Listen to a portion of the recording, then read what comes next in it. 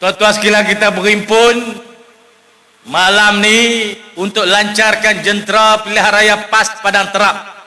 Tujuan kita berhimpun nak himpunkan semua kekuatan, nak tarik rakan-rakan kita mari, nak susung gerak kerja supaya kita boleh bertahan, kekalkan Padang Terap, Parlimen, Dun Pedu, Dun Kuala Nerang ni di tangan PAS. Betul tak tuan-tuan ni? Kita mari berhimpun malam ni pasal nak buat kerja bagi PAS menang sekali lagi di Padang Terap ni. Maka kita susunlah jentera pilihan raya kita di peringkat cawangan, di peringkat UDM, di peringkat JPRD, di peringkat JPRP di Parlimen Padang Terap. Tuan-tuan sekalian, kita nak beri mesej kepada rakyat Malaysia.